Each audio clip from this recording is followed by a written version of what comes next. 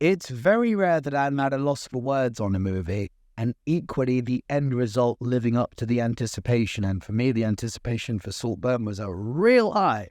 So, did this movie work? Hi everyone, Nico Nero here from the Silver Screen Dudes, and this is my review for Saltburn. How does one even begin to describe Saltburn? Story-wise, we follow the Oxford life of Oliver Quick, played by Barry Keoghan. He seemingly comes from nothing and is there in a scholarship for his acute intellect, which plays a huge part in this movie. Naturally, because he's a bit of a social recluse, he doesn't fit in with the more popular crowd and finds himself on the outside looking in. Through fortunate for Ollie, and believable circumstance, he befriends the larger-than-life Felix, played by Jacob Elordi, who invites him into his popular clique. Those around Felix are less welcoming of Oliver, something Ollie is all too aware of. Just as social pressure starts to get the better of Felix, thereby forcing Ollie to the margins of popularity, a personal tragedy befalls Ollie, and Felix takes pity on him and brings him back in. Now, without going into detail, as the finer details in this movie are part of the delicious joy of it, Felix invites Oliver to his parents' estate, Saltburn. I don't think I'll ever go home again. Well, why don't you come home with me? Come to Saltburn. And this is where things take a dark turn. Academy-winning director Emerald Fennell is now an undisputed megastar, with previous credits including Killing Eve and Promising Young Women. With the addition of Saltburn, she's now become more than just one to watch, and the Academy win feels like more than just a one-off. As the story unfolds on the estate, Fennell embraces her inner Yargos Lanthimos and Boon Joon-ho. The movie is like a weird and wonderful love child of the talented Mr. Ripley, The Favourite, and Parasite. So not exactly poor company we're keeping here, Saltburn. The narrative laboriously and purposefully switches from a place of pity for Oliver to a place of foreboding and uneasiness. Oliver very quickly gets a taste for the finer things in life and the web of manipulation he spins to control all those around him and seemingly move the amazing supporting cast of Richard E. Grant, Rosamund Pike, and Archie Madekwe, he of Gran Turismo fame, which I did a review for earlier in the year, really good. He moves them like pieces on a chessboard, is stunning and terrifying. It's a terrifying sight to behold.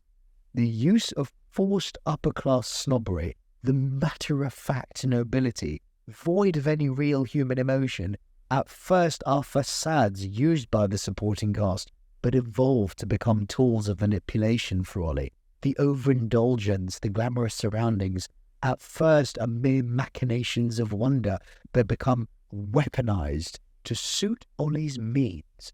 And Barry Keoghan playing Ollie.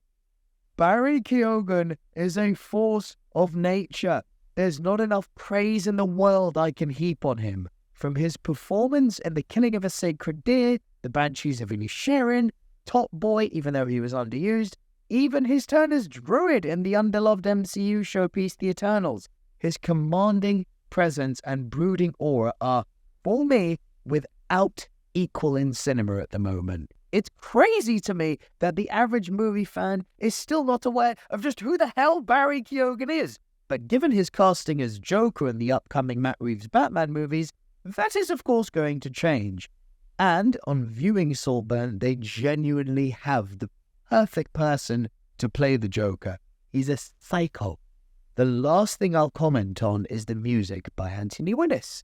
Now, Anthony is a childhood friend of mine, name-dropping a bit here. And I can tell you, growing up with him, this was always going to be his destiny, and it's amazing to see his success now. With credits such as How to Train Your Dragon and Solo: A Star Wars Story, it's amazing to see Anthony's skills come to fruition for Saltburn. The music was classical, yet creepy, soothing, yet foreboding. Mate, if you're watching, stellar work. I categorically refuse to go into more detail at this point. The joy of the movie is seeing Oliver get his claws in on those around him and discovering what his final endgame is and how he gets there. It gets dark. Really, really dark. Like Clockwork Orange dark. The only singular negative I can find in this movie is there was about a 10-minute stopgap where the movie transitions into its final form, which had me questioning, okay, I love this, I'm here for this, but where are we going with this? So the delivery could have been tightened up ever so slightly from the transition to the second, from the second to the third act.